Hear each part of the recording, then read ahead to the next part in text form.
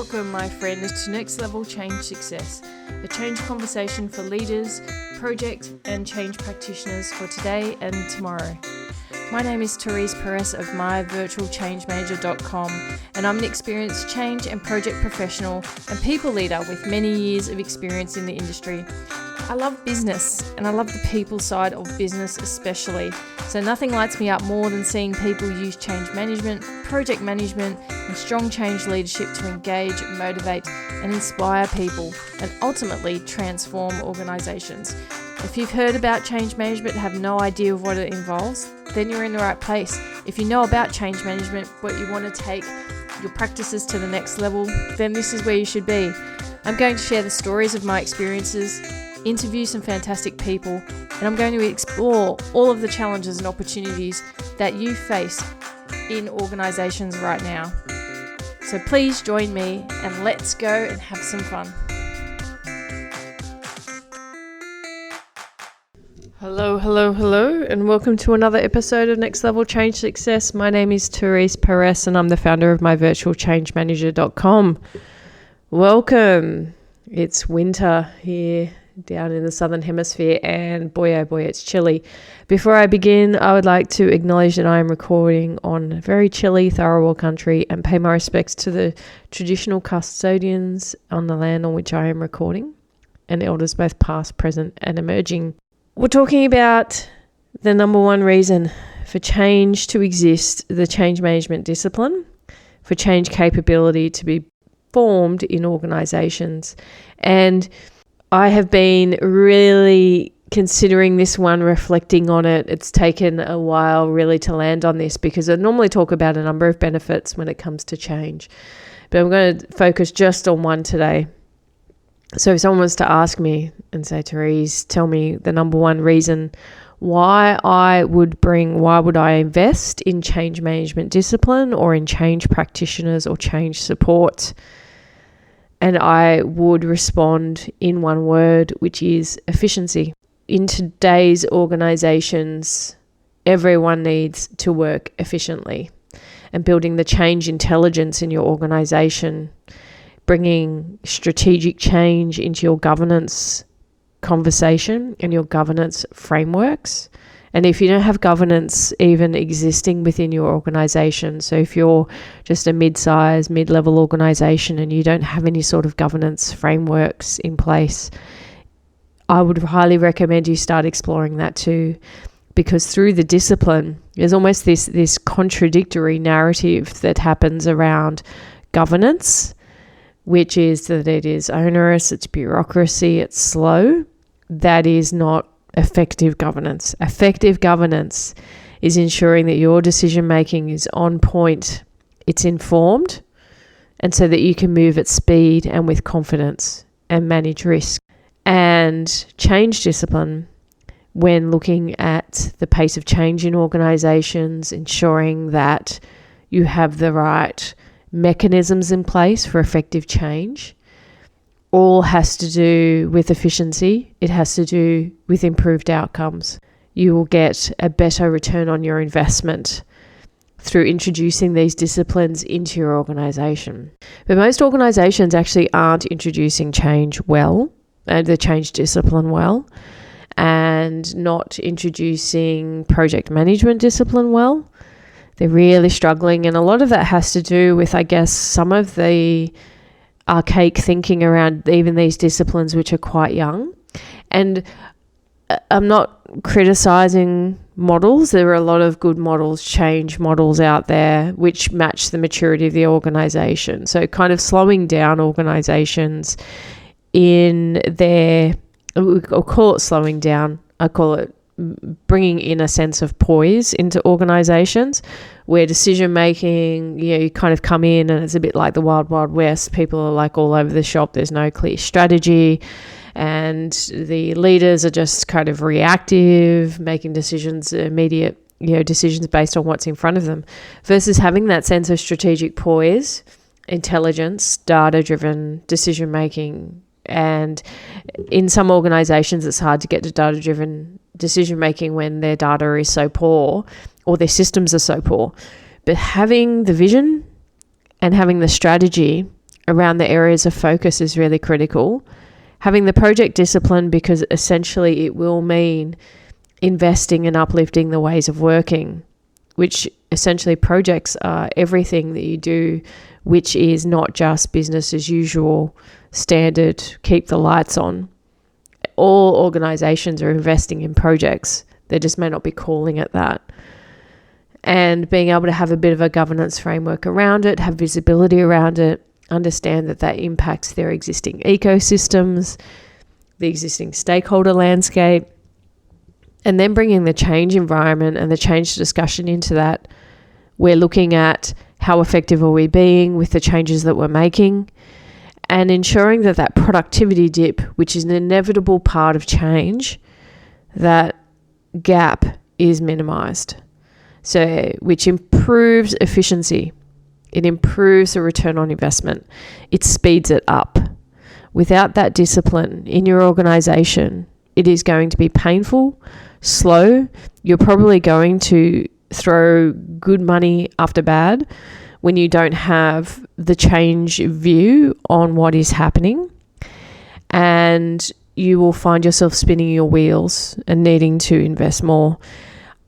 Oftentimes in reporting, in projects, you really do need to think about the cultural context of your organization. And if you're a leader, if you're a sponsor, if you are an executive in an organization, I would be really diving under the covers and talking with people who are delivering these programs, just in the event that you are getting a somewhat polished view of projects in your organization, because there aren't many that are really on track, on time, not a problem. Like if they're green all the way through, I would be really questioning that, because oftentimes programs are simply not green all the way through.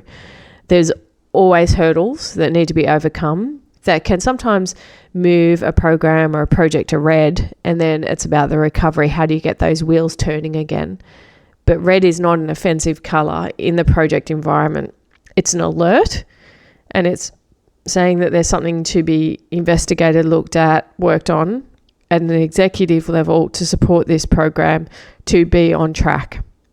And things should not flip from green to red. It should be from a green to potentially an amber, saying, oh, we've got a bit of a problem here. We've got some slowing happening, some things that might need to be scoped in, some things that might need to be considered. If it then flips to red without being addressed, it would then go back to amber, then back to green. It's important to know that. And if you're finding that actually, you had a program which was green and now it's gone red, I would be questioning why it never went to amber in the first place, and really interrogate from a program perspective. Because it does happen. It absolutely happens. And it's showing there's a cultural issue. So the intelligence and the change intelligence in organizations at executive level as well as at middle management is really key, to keep an eye on things like that, to understand the change landscape and what needs to be addressed. So when looking at the number one reason for change management to exist in organizations, and I mean the change management skill set, which is change leadership, it's the ability, change in governance, it's change in a pacing of change in the organization, and it's also delivery, change effectiveness, all of these things, how to build this discipline into your existing ecosystem, is really so that your organization is fine-tuning its ability to respond to change, to embrace it, to deliver it effectively, and to be as optimized in its efficiency as possible. In addition to this, when I think about change management and across an organization, I've talked about this before, about where it should sit if you were actually in-housing some change management skill sets. Mentioned that I wouldn't put it in a people and culture function, which is true, because it should be agnostic to the organization, should be sitting in one of the support services and hopefully the strategy area. But the interesting thing with change management is that all areas of an organization need to embed this skill set. And in fact, the more aspects of your organization, whether it be even your finance area, whether it be your IT area, whether it be in your frontline areas. When people understand how to deliver change fast, you're really going to see your organization become very performance focused as a result of it. Because learning the lessons around change, working together on change, knowing how to engage with stakeholders. If you think about change occurs in all areas of your organization.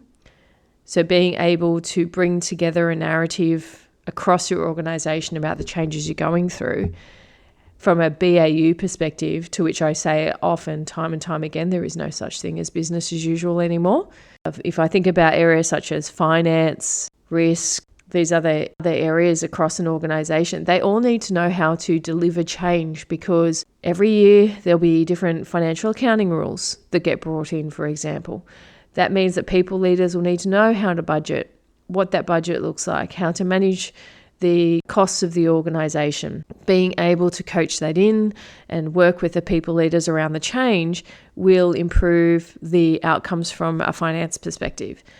When looking at risk management, for example, if you need to bring in and improve maturity across the organization, then you really need to put a change plan around that and think about how do you increase the maturity year on year for the organization, regardless of at what point you put in an IT system that will support risk management. You're really actually looking at people understanding their obligations in the risk landscape. And these things are really important. Now, if you're a risk person, you might think, well, I can teach that because I know I'm a risk person, but then really struggle about implementing that within an organization, because you're fundamentally not understanding that change is about your stakeholders. It's not about you as a subject matter expert. The same thing will happen in the financial realm. Oftentimes you have experts who are trying to teach others around finances and accounting, but not know how to explain it because they're so attached to the technical way. And once again, if they could build their own change capability, then they could deliver that type of change more effectively and understand how to get the best outcome for the organization. Efficiency.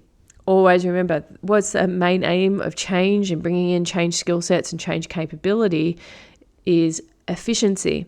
And having worked with many support service functions over the years, whether it be IT, whether it be digital services, whether it be finance, you really are looking to work with the subject matter experts to lift their understanding around change and how to use a simple framework to engage, to coach in, to support and embed a change. When you can coach that in to a business, a BAU environment, and to subject matter experts, they then understand when they go through the next iteration the importance of engaging the stakeholders, the importance of consulting, testing communication, for example, testing the training, and also getting the champions across the business to then train that in across the organization. The more you do it, the more they learn, the more the subject matter experts actually then for the next change, they know how to do it, they have a plan, they understand the why and why you would approach it this way. They know that it's worked, and so then they do it again and again.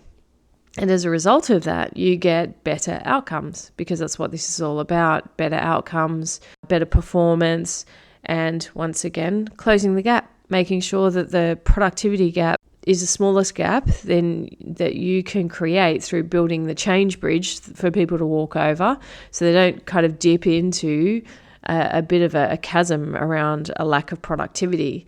When you engage people, you're actually building that bridge to get from your current state to your future state, which will result in better outcomes for your organization, for teams, for individuals, for the people in your organization, so that they don't feel overwhelmed, so that they can be engaged in change going forward.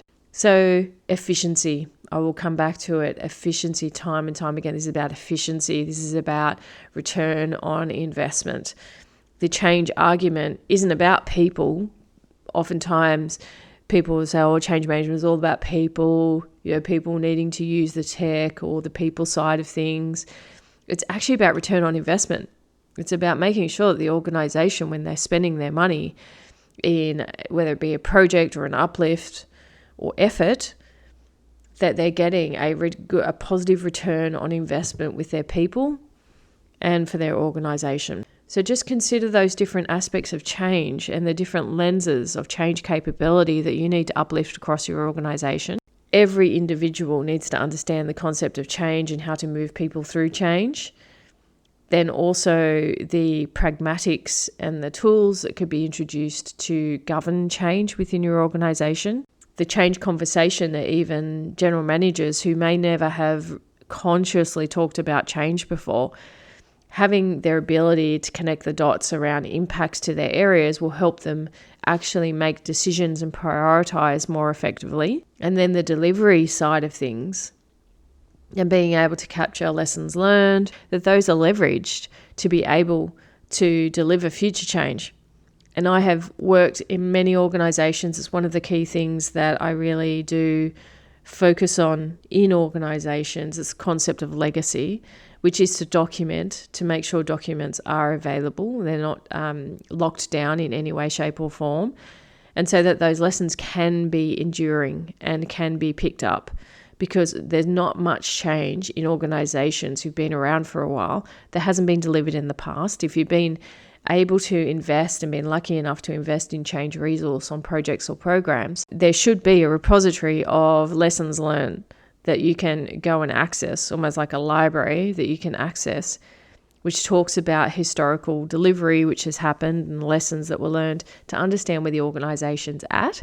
Each organization has strengths and weaknesses in its change ecosystem. And if you explore the lessons learned, it's going to show you some of these strengths and weaknesses or areas of focus that you may want to ensure your next change plan does highlight or puts extra effort into, so that there's an even better return on investment the next time you deliver a similar type of change. And I had this in an organization where there was, the move to flexible working, and then there was an office refurb after. And then obviously COVID hit after that as well. And I did see the definite journey that went on with those who had participated in those projects and their ability to pick up the COVID challenges faster because of their prior experience in delivering massive change in the physical environment within an organization. It made it easier and easier and easier. And that was because we consciously, when we moved to the flexible working pieces, we captured the lessons, we talked about it, unpacked it, what would we do differently next time? And it meant that even though on the next program or project it was at a micro scale compared to a big office change, you're still able to leverage those experiences. It was the same team coming together. It made it really easy to go around and say, okay, well, actually we need to consult, we need to map things out. How do we get engagement locally and change it up and have some, local nuances to ensure that the project or program got delivered effectively. So just to wrap up, the number one reason for bringing change skill sets into your organization or developing change capability is for efficiency. If you partner with the right organization, with the right people across an organization, then you will reap the benefits short-term, medium, and long-term. And I highly recommend you bring it into the DNA of an organization. Our ability to change, our ability to respond, our ability to flex is an exciting thing for individuals in an organization. Remember, you do need a strong change sponsor. If you're bringing this type of skill and discipline into your organization, you want executive support without doubt, because as you go along the journey, people are going to really struggle with new ways of working, and they may not see the reason why they have to dedicate time to learn the skills and to uplift. Certainly from a leadership perspective, there are always pockets of resistance because people arrogantly think they know it all. And this is very much around making sure that there is a mandate that everyone will go through this. That is the optimal environment in circumstances in which you can bring this discipline into an organization. But focus on it, fund it like a project of it in and of itself, the development of capability in your organization. And just know everyone, if you think about even for yourself, everyone goes through a learning curve when change is introduced.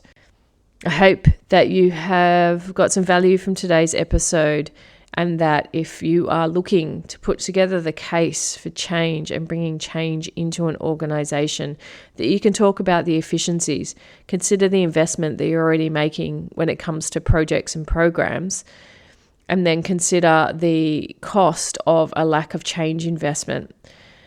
Bringing more responsibility into your existing organization to manage change just by stating an expectation does not make it happen. You need to invest in uplifting capability with your people leaders, with your executive team, possibly even with your CEO. These are the things you want to work on and work with. And you don't need it to be a pure discipline. You need it to work for the organization. So tailoring your approach and the approach of what skills you bring into the organization, how you work with all of the different stakeholders to deliver and uplift the change capability is really key for you to consider that. Come to myvirtualchangemanager.com, stay in touch, sign up for our newsletter. We always have a lot going on, and there's even more to come. So thanks for listening. And if you are enjoying this podcast, the episodes, what we cover, can you please leave a review? That's the way other people will actually find us. And my whole purpose is to lift the change conversation and the change narrative across organizations. Have a wonderful day, and just remember that change matters because your people matter.